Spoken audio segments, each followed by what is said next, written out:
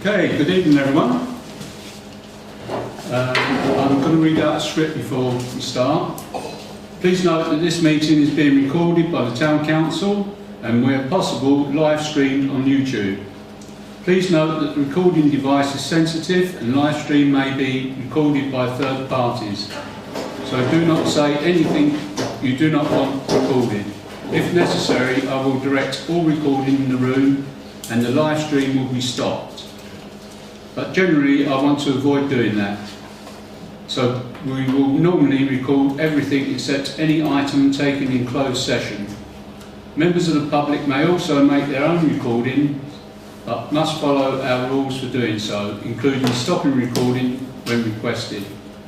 Whilst we do not accept anonymous speaking at the public forum, members of the public who wish to speak but do not want their name published must please indicate this before saying your piece. Thank you. Item 1, apologies for absence. Councillor Brown and Councillor Crooks. Okay.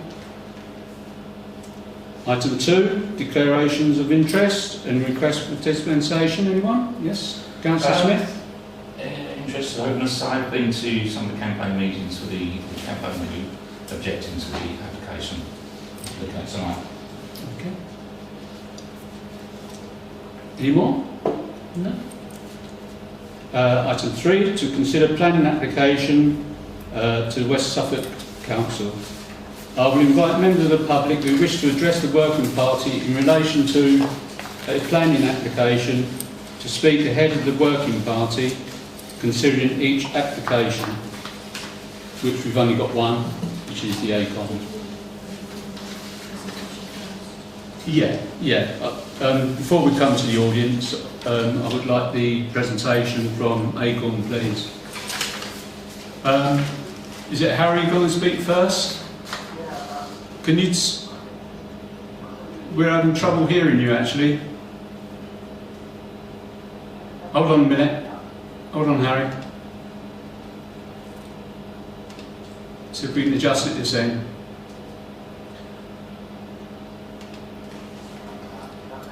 Oh. Speak again. Hello, That's better. Can you hear me? Yeah, thank you. It was Harry. Okay, perfect. Well, Alistair will be doing and running through the presentation as main what we're doing for the crowd introductions. Some of you may have met me before. I'm Harry Gillum from Instinctive Partners. We're helping Acorn with all the engagement and the communications of the project. Alistair, hand over to you to introduce yourself. Yeah, Alistair Beach, I'm the Business Development Director for Acorn and responsible for the project development of the...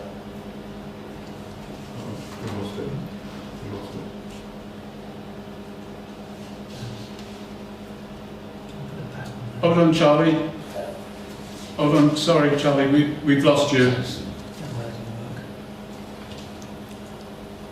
Can you hear me now? Yes. Yeah, hi. John Dyer from Acorn. I run the planning process here. I've submitted this application. Currently managing. Thank you. So Alistair will run through the presentation. Most of it will be done by Alistair. There's a bit on engagement which I'll chip in as well on. And yeah, I can take questions after. So Alistair, over to you. Great. Well, thank you very much for allowing us to speak to you this evening. Basically, to start with, I'd just like to give a very brief run-through of Acorn. We're a team of professionals from energy, agricultural and engineering sectors. We've worked on a number of plants, and certainly I've been responsible for the building of a number of plants across the country, generally food waste plants. Anaerobic digestion is a naturally occurring biological process. The diagram on the right just basically describes that, where we put breadcrumbs and animal manures into an anaerobic environment, so a tank free from oxygen, that upgrades to produce biomethane, which we can put into the grid or can be used by facilities for heat or power, but also it can be used for vehicles as well. We also provide create green carbon dioxide for sustainable industries, and there's a byproduct we produce digestate, which is really good fertiliser, and that's used back on to fertilise the break crops, and so on. So that's a very brief introduction to anaerobic digestion.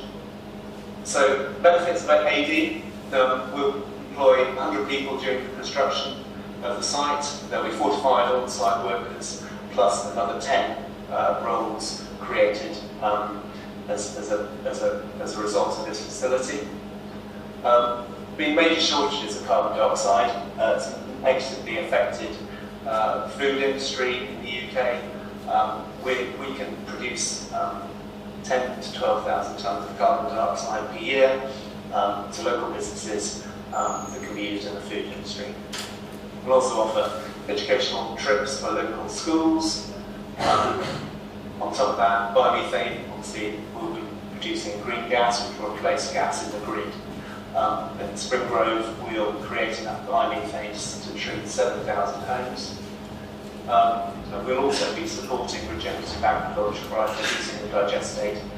This fantastic fertiliser will help grow crops and support crop rotations to help defeat pests and diseases across crops. So on the back of that, we'll produce energy, help diversify the gas supply in the grid, we'll increase the UK energy security overall, and will reduce carbon dioxide emissions.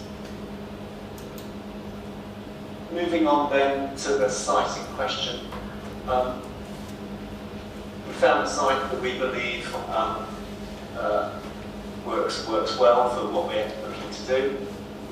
Major change, and I'll go on to the changes that we've made since we first spoke to you, but the major change here is that we have now from the site at the bottom here, we have a digestate pipe that runs to the lagoon up near Cadger's Wood up here to the north of the site, which can basically take a lot of the digestate movements off the roads, so very positive. The black line here, as you're probably well aware, is the county boundary between Suffolk and Cambridgeshire. We chose our site here really so that we could access the main A1307. And that's how we based what we based the application on. We need a strong relationship with local farmers, not only to provide in the agricultural feedstocks, but also to take the digestate out, so to help reduce transport distances. Just some visual impacts of the site. We've obviously done a lot of engineering work since we last spoke to you, and consequently now we've got a pretty good understanding of the facility that we're looking to build. So the changes we've made since the last public consultation. We've introduced the digestate pipeline that I mentioned before. That's reduced traffic movements considerably by about 2,600 per year. We've always said all the way along that the process that we wouldn't consider category 3 household food waste. That's the sort of the smelly stuff, the meat, kitchen and supermarket waste coming into the facility. We've reached agreement with our landowners that we won't process this. They tend to be quite odorous facilities, and we're not contemplating that for the site here.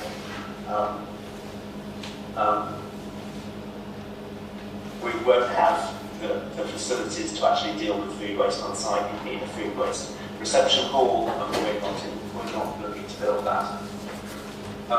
As well, we're looking to plant a woodland block. This would fit to the east of the site to help further minimise the visual impact of the facility, and it would also help to increase biodiversity net gain in the facility as well.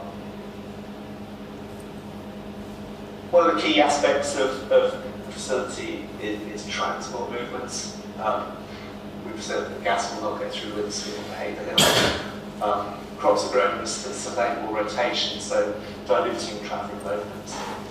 At the moment, we're looking at 50 to 58 movements. That's that's a proper planning movement.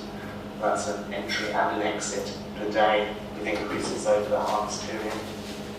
We reckon about 57% of these are agricultural movements that are actually existing at the moment. So the net increase is much lower than the 50 to 58 movements. So a lot of those are agricultural that are happening already. We reckon we'll contribute an extra 22 movements a day to the A1307. For reference, that's about a 0.1% increase. We'll look to do those on the least disruptive times of the day, and we can work with the authority to make that happen. Generally, feedstocks delivered Monday to Friday from 7 till 6 p.m, and on Saturday from 7 a.m. to 1 p.m. apart from harvest. Operational people on site will be there 12 hours a day, Monday to Sunday. Only the gas movements, so up to 4 per day, are 24 hours per day. So that's the sort of transport mode. The other thing we obviously that's been in the news recently, a couple of weeks ago, was a lightning strike at a facility, a food waste plant actually, at Cassington in Oxfordshire. This was struck by lightning, allegedly struck by lightning, caused an ignition of biomethane in the digesters that disintegrated the roofs of digesters.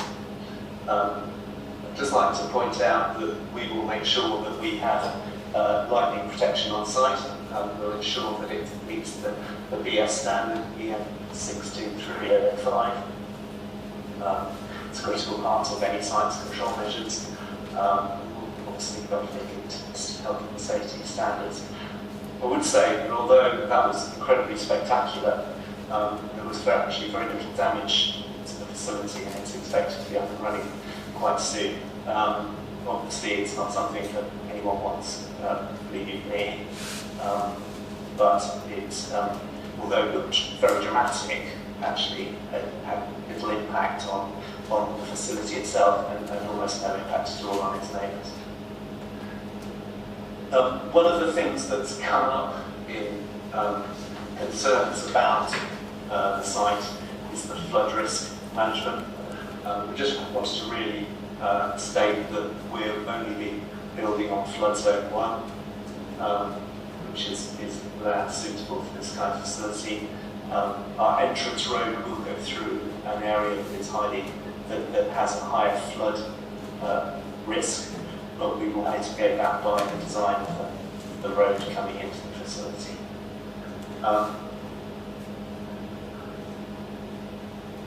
So that's really what we just wanted to take you through. As I said, it's just 10 minutes really, a very brief introduction about what we're looking to do. Yeah, we'd be 3 of us, Harry, Charlie, and myself, would be delighted to take any questions that you might have. Right, thank you. I'm going to the audience first and ask if they want to ask questions. No?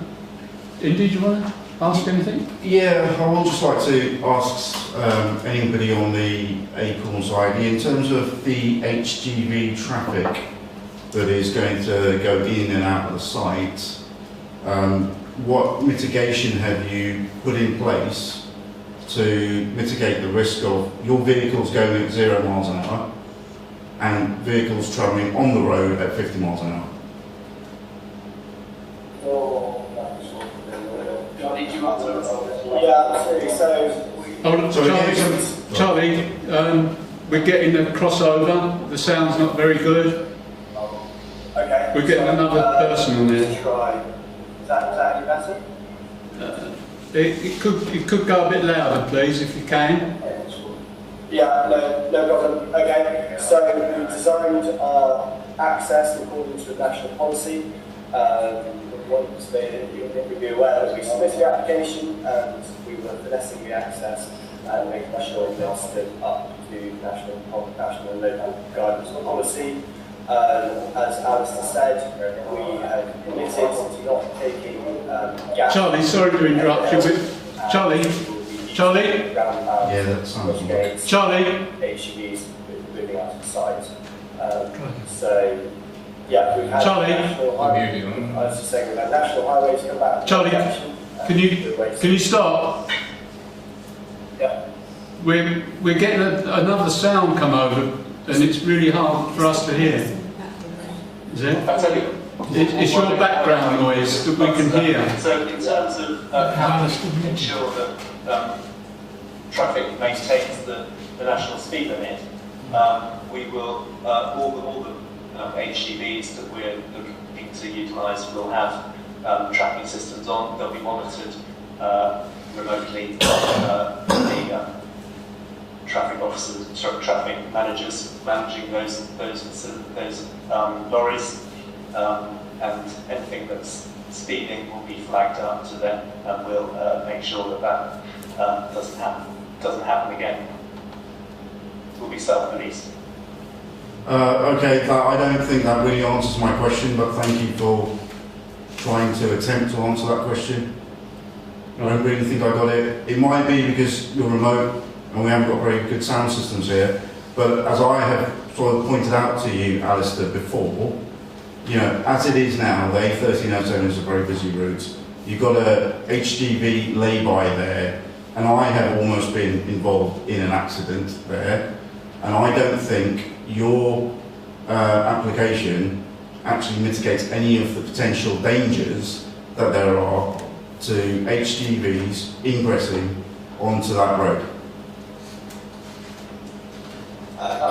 Alistair? Any better? Charlie? Yeah, I think we can hear you better now.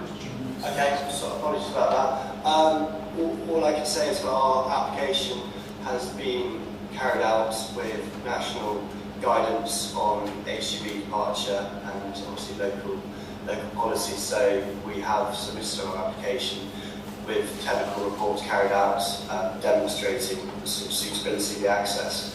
And obviously, as I said earlier, we have had a non-objection from national highways and we're waiting for local highways, but we've carried out and completed it with the knowledge that our technical reports demonstrate that the access is safe.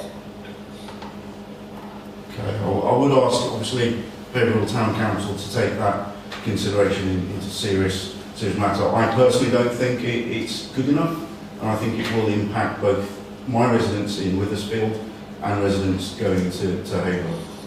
So that doesn't really solve it for me. I do have some other questions, Chair, as well. But Okay. Is there any more questions at all? I do have a few. Yeah, go on then. What I'll do is I'll just list them off and then they can answer them as they want. I don't believe that the visual impact has truly been mitigated because you can still see it, or you still will be able to see it from the epicentre. You will still be able to see it from the new housing development on the Arboretum and the current housing development on the Arboretum, of which, can I just point out, I live there, so I'm using it for my own personal experience as well and my personal knowledge. I'm not convinced about these farm vehicles. I think there will be an increase, and your application doesn't outline the specific numbers as far as I could tell. I also think the farm access track on Silver Street, which had been put forward by the Thurlow estate, should have been in your application. So I think you actually mention it, but I'm not 100% certain because your application isn't 100% clear about whether you're actually going to be using the access that the Thurlow estate have decided to put in. I think your application is far too close to the Starbrook, and I think they will cause very significant pollution problems that you have. I don't think you will be mitigating it sufficiently. You might be able to follow a national standard, but IFF probably said they were following a national standard. And as we do talk about national standards, I would say that, Severn Trent, who operated the Oxford plant, would probably say they operated to a national, I would assume they operated to a national standard, because Severn Trent obviously deliver water to millions of people, and you would think they would operate towards the same BS standard that you quote that you're going to do. But that didn't prevent the lightning strike happening. And that's not the first lightning strike to happen on a biodigester. It's the second one in Oxford. One happened in, there's the third one, sorry. And not forgetting Avonmouth as well in Bristol, which blew up spectacularly. So I don't think these are actually safe, and I would actually urge Haverhill Town Council to put forward an objection based on safety grounds as well until a national review is taking place. I'm not convinced that the gas flaring, because you will do that, you haven't touched on gas flaring, you will gas flare at any time, 24 hours a day, won't you? And that will be significant to the people doing driving, people who are going through the area. It will be significant to the residents there as well. I think that light pollution is going to be significant. There will be significant noise pollution. The jobs, you say that you're going to have at least 15 jobs, 5 will be on site, 10 will be remote. I've got letters from people in the epicentre who say they will leave. It will also discourage, and I know this for a fact, it will discourage people going to the epicentre and starting their businesses up. And the current developer of the epicentre may expand the epicentre, but I think your plan will put that at jeopardy, so we'll lose more jobs than we will gain from yours. And biodiversity, I don't believe you covered anything properly on biodiversity. I think it's going to impact the bats using those, using the tree line that's currently there, because they will use it to forage. And you've not mentioned owls in any of your ecology report, because there are owls on the floodplain. There's actually nest boxes that the EA have put on there, and I've personally seen owls use that area, and if you go and build on them, it will take a massive area of habitat away from them. And again, like I say, this is not going to benefit us as far as I can tell. So I will urge Haverhill Town Council to object to it in the strongest possible terms. Thank you very much. Do you just want to talk about the gas flare there? Yeah, so the gas Is that Harry or is that Alistair? You're right indeed that gas flaring is potentially possible, but it's a shielded gas flare, so you won't see it. It's not, you know, the flame itself is enclosed in a metal container. So although it's possible that flaring will happen, it isn't going to be a distraction. It can't be seen by anyone outside. I can go through some of the other things. The Silk Street entrance, the planning application that we put in is based purely on using the main road. It isn't based at all on using Silk Street. That isn't part of the plans at this stage. Light pollution, you mentioned. Yeah, we put in an application based on light and noise standards, and they're clearly there, and they will be looked at by the statutory bodies to do that. Biodiversity, we've had a full biodiversity study done, ecology study done at the facility. That's in our application, and we're mitigating any ecology issues. I think also, Alice, it's worth stating that the works that we're doing will actually increase the BNG positivity on the site by 16%. And just building on what Alice was saying in terms of ecology, our ES chapter on ecology is fairly conclusive, and it demonstrates a consideration of mammals, birds, any sort of affected wildlife, and demonstrates no impact on that. And I think that obviously your point about the owls and the lighting, again, we've done a full lighting design on the site, and it demonstrates a lack of impact there. Sorry, can I just have a bit quick comment on that? Yeah, go on. Can you ensure me or reassure me that your environmental statement actually refers to owls, barn owls or spawning owls, in the list of species that we... Charlie? Happy to come back on that in a second, but okay. I know that it's been carried out by SLR, technical specialists who have a lot of experience in Yeah. ecology. I get that they may have experience. I get that they may have experience, but when I read it, I didn't see it. Very happy to revert in a couple of minutes. Okay. Thank you. Indeed. Okay. Okay? Yeah. Yeah. Thank you. Is Thank that you, it? Okay. Right. Councillor Andre. Thank you very much for your presentation. We've had the opportunity prior to this to visit another site at Euston, which you're probably aware of. There's three things I'd like to raise with you.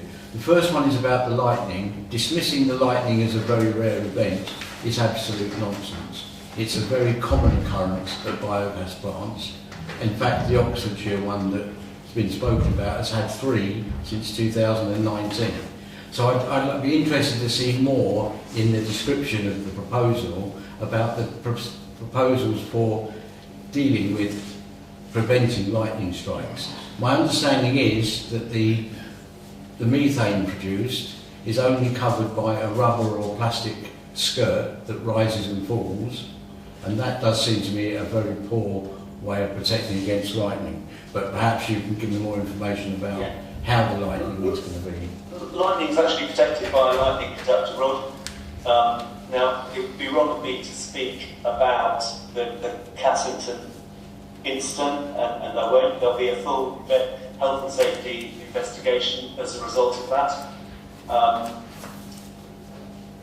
So I shouldn't go there, but I will say that if full lightning protection was in place, these incidents are incredibly rare. I think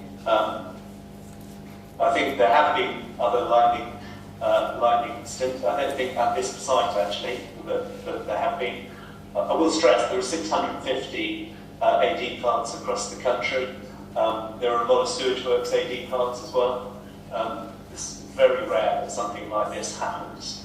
The actual gas themselves within digesters is sealed within an floating balloon. That's true. It's not just one seal before it hits the atmosphere, there's 2 seals there as well. So there are controls of methane being released into the atmosphere. Clearly that's the last thing any site wants. So if lightning conducting is there, it really does minimise to very, very low risk an incident like this happening again. Thank you for that. Can I go on to one of the features of Euston is that it's built in a very shallow bowl and the digesters are actually 2 metres below ground surface.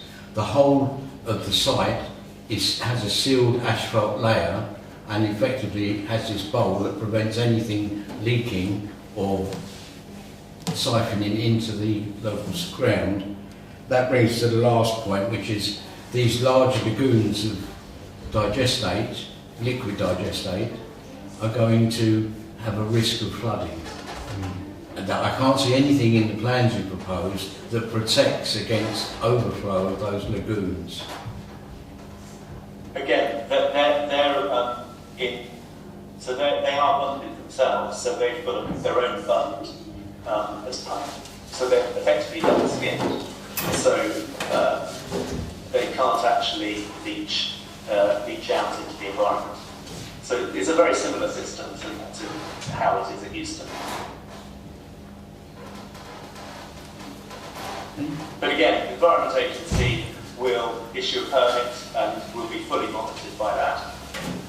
They will insist that the appropriate standards are met with any leachate, leachate or digestate lagoon. The use of our seashore by sewage companies requires me to say that I don't trust the Environment Agency to protect us from anything. Okay. So, okay, is that? Yes, thank you very much. Thank you. Councillor Smith. Thank you. Thanks for the presentation. Previously when you spoke to us, you said that you weren't contemplating food waste, but you didn't actually rule it out sometime in the future. I suppose depending Well, on market forces. we've actually agreed sorry to interrupt, we actually agreed that we can't, within our lease with the site owners, we're not allowed to create a food waste plant. Okay, if that's what you say, fair enough. But that doesn't take away from the fact that these plants, even if it's not food waste, there is a smell element to it anyway. Just by moving the stuff around creates a smell. You said increase of traffic movements at harvest time. Did you give us some idea what sort of increase you mean? Because you didn't actually give us any figures. Probably easier to divert you to show you the actual, to take you to the transport plan within the application, and fully details in great detail the movements around harvest. It's quite a wide harvest, so it is quite complicated. It does vary on a month-by-month basis. So when you say wide harvest, you're talking about what? How many months? Yeah, so effectively, grass harvest starts in May, and then runs May, July, and September. The rye harvest is in July, and the maize harvest is in September and October. So, nearly half a year then. Amount of material coming into the site at that particular time, it will vary across those months. So there are higher months of transport from May through to the end of October. Okay, that's a large part of the year, isn't it? I've also asked, you say it'll heat 7,000 homes. Where are these 7,000 homes? Are they local homes, or are we going to get all the hassle and none of the benefits from this? We do have a number of 3 injection hubs. The nearest one is at Newton Longville in Milton Keynes. So predominantly that's where the biomethane will go into the grid. But of course we can take it out to local industrial facilities as well, and they can use it. Since we've started, we're seeing a number of facilities now, industrial complexes, wanting to move away from fossil fuel gas to renewable gas. And perhaps we didn't envisage that when we started the project, but we're now seeing a lot more interest from large-scale gas users that want to switch to biomethane. And I think just quickly picking up on that in terms of local benefits, Councillor, you mentioned it's the gas sort of leaving and we're not getting any of the benefits here. There are benefits for Haverhill, the local town. Obviously we've talked about the job creation already, and there will be up to 100 jobs created during the construction phase. They will aim to be as local as possible. There will be contractors as well that will be needed once the plant is operational, and then there will be business rates that will be paid to West Suffolk District Council as a result of the operations of the plant. And it's also worth bearing in mind the CO2 that will be produced can be used in numerous industrial appliances. We know there are big industrial estates in Haverhill, potential customers there for it. This CO2 will be considerably cheaper than what firms are currently having to pay. CO2 is being imported at the moment, so this can actually really help the local business community. So you mentioned 100 construction workers. My experience is they're generally not from the local area. They're brought in by contractors from all over the place. So I don't really see how that's a benefit. Not a long-term benefit anyway. Again, one last thing. So you say Acorn's got vast experience of 40 years or so in biomethane projects. But how many actually have you built? Have you got any up and running yet? No, Acorn itself doesn't have any up and running. We have 2 facilities that are through planning, and the first one is just starting construction at the moment. Okay, thank you. Thanks, Jeff. Right. Yeah, I've got a couple. I'm not clear on. Oh, sorry, Councillor Bruni. Yeah, you want me to go first? You go first, Yeah. definitely. Yeah.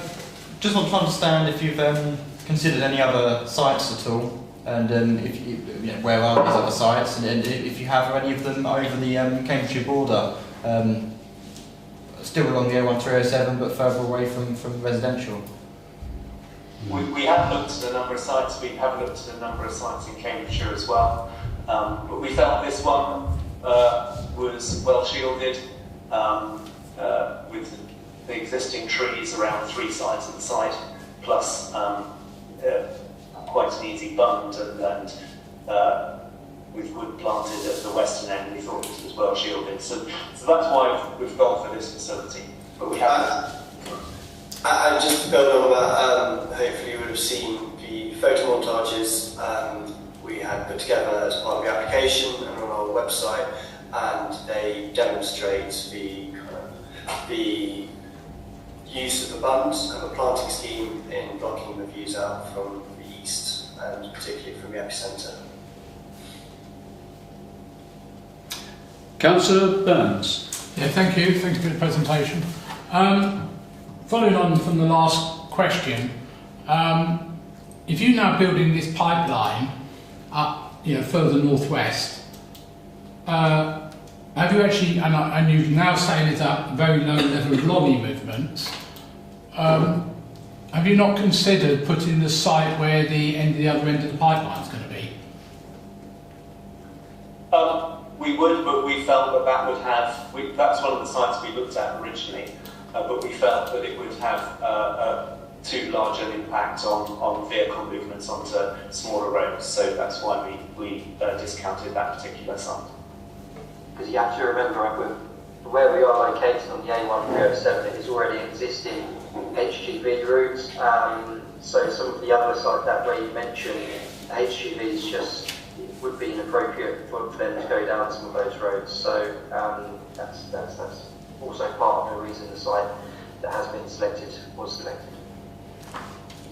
Okay, but those roads, I know from the fact, have quite a lot of HGV trucks on them, particularly during harvest season. You get 44-ton trucks running along there from the various companies that do that farming side of things. And obviously the farming vehicles don't use the A1307. I don't think I've ever seen a tractor on the 1307 pulling something. So no, is this documented in all your documents, all these alternative sites? Yeah. Okay, thank you. I'll have a look. Thank you. Okay, any more? No? Is it sort of important, because by rights I shouldn't go back to the audience? No, that's okay. I just want to put my hat on as a portfolio holder for growth at West Suffolk District Council, because it was mentioned that West Suffolk, this is going to benefit West Suffolk. Again, in my opinion, it is not. I will raise again the point of the fact that people at the epicentre may move out, and that will be more detrimental. We will lose more in our rates if this is built than what we will gain. The other thing I will say is Councillor Smith raised the point about 7,000 homes. I've heard that, and this is a question directed at Acorn, you will either power 270 HGVs, is that correct? Yeah. So is that as well as the 7,000 homes? That's all. Or? Yeah. So what about the HGV, because you've got 22 HGV... We'll power our own HGVs, and then on top of that we will power 7,000 homes, or power 270 HGVs. So how much HGV CO2 is going to be expelled by just transporting your biomethane from one place to the other? It's all included in our calculations. But it's worth saying that that would be 270 HGVs running continuously, as opposed to some transient and particularly some harvests. You've got to remember that we captured that carbon dioxide in the first place. So so overall, the facility itself will actually save 4,700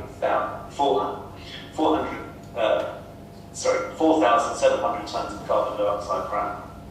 So you're including the CO2 expended during the construction phase as well? Yep. And through the ploughing up of any maize, rye, grasses. And Alistair, you mentioned to me when we did meet that you won't be using maize, but you've now mentioned maize again. I've said that, well, the landowner that we're talking to is unlikely to grow maize, but we might grow maize on others' landholding.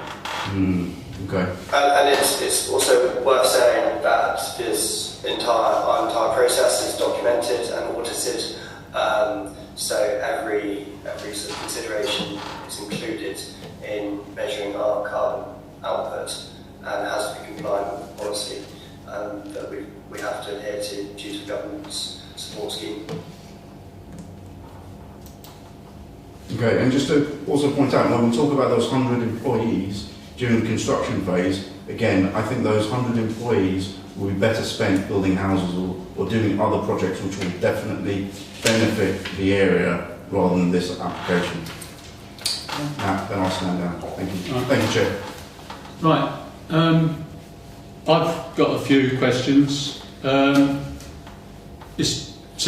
thank you very much for the presentation, by the way. The 6 months, around about 6 months of the harvest period, I can't get my head around whether that is going to increase the CO2s above what you state. Could you answer that question? No, it's not. No, so all that we've taken into account all of the net CO2. So we've taken into account all the vehicle movements into the facility and out of the facility in regards to carbon dioxide. So 4,700 is a net reduction of carbon dioxide in the atmosphere from the facility being built. Which includes harvest, because the harvest, I didn't realise it was absolutely everything. I didn't realise it was going to be that long. Okay, right, thank you. The Silver Street as well, you mentioned about Silver Street, and you said about there's not going to be anything going to Silver Street at this stage. Is there any sort of thoughts about, you're saying this stage, is there any thoughts about in the future what will happen? If we were to use Silver Street in the future, it would need a new application. Yeah, Right. the application was submitted by the furlough state and has not been considered in this application. So you say new application, could that include a new application of having, if furlough estate wanted it, to have food waste? Would you have to have a new application for that? We'd have to, if we wanted to put a food waste facility here, yes, we'd have to go through a new planning application.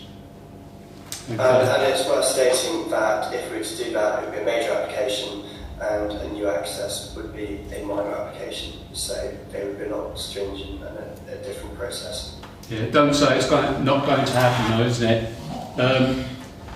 I think that's all I've got really. Thank you very much. One more question. Oh yes, Councillor Smith. Yeah, can you remind us how far the radius is from this plant you would be attracting suppliers from? You know, with what farms? Because I understand it's not just going to be local, is it? No, so the majority of our feedstock, so silages and the manures will come within a 10 kilometre radius. The only exception to that might be some of the poultry manure that might come from slightly further afield. Okay, and so I understand you're right, you're actually going to be growing maize just to put into this digester, is that correct?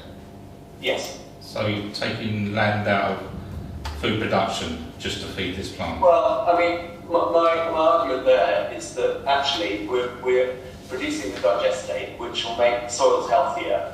We're only going to be, will be a break crop, so maize will be used within the rotation, so maybe 1 in 5. Consequently, the use of maize as a break crop effectively will allow, and the digestate as well, it will allow greater yield of wheat. So certainly on my personal farm where we're using, we're doing a similar thing, we've seen significant increases in wheat as a result of what we're actually doing. So there's actually a net gain of food production.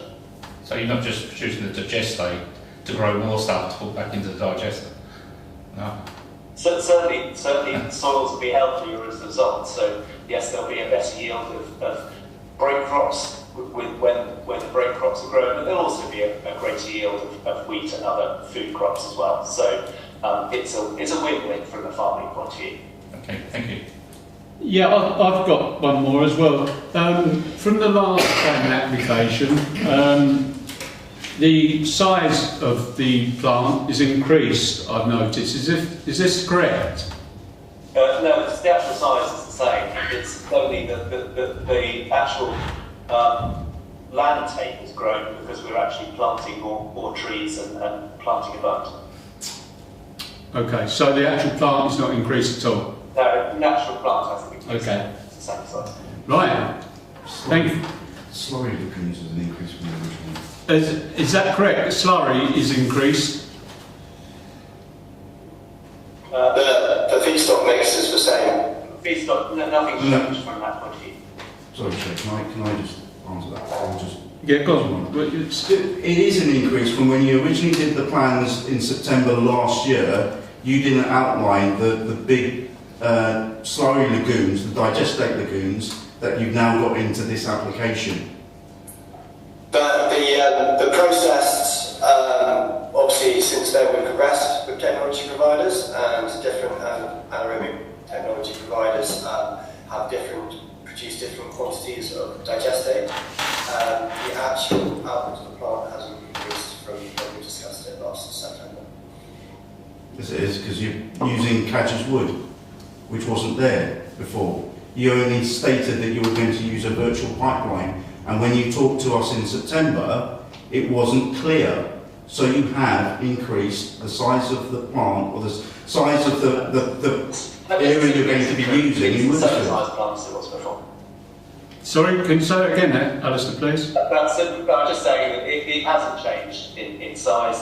The facility is exactly the same physical size as it was before. The only thing that could have changed slightly is volume of digestate can change slightly, but it hasn't been substantial. But it has increased slightly. No, I mean, the volume of digestate will change, and as we go through. Alistair, I think you're deliberately being... You're deliberately not answering the question.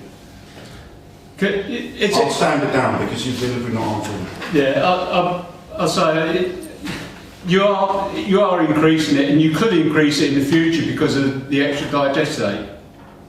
Is that correct? No, the facility itself is the same size, so nothing has changed with the tanks and everything else on the site. That's just the same. The only thing that could slightly change, and it's really insubstantial in reality, is that the volume of digestate can change slightly depending on the way that it's treated on site.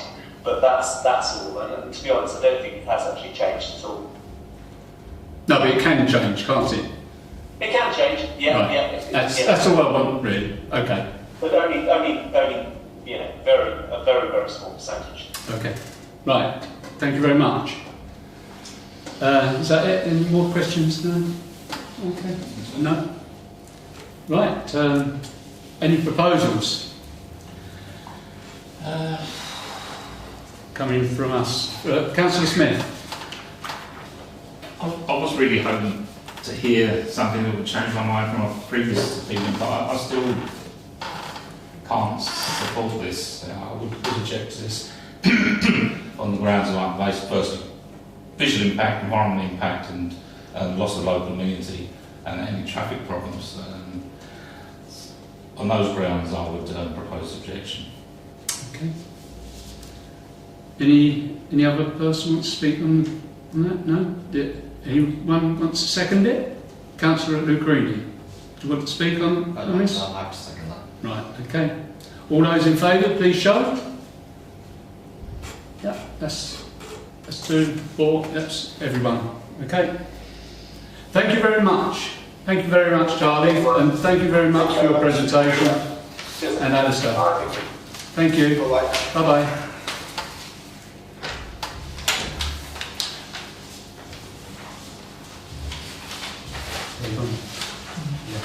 Right. Thank you very much indeed for that. Good information. I think we got more information out of them as well. It's very, very hard to get the information out of them, but I think we got more. We've got to finish the meeting. Still alive. Right. You've got agenda item. Right. Thank you very much. Right. Thank you. You can leave if you want. Thank you very much. We haven't finished the meeting. Right. Item 4, date of next meeting, and that's 7th of November. Thank you, everyone.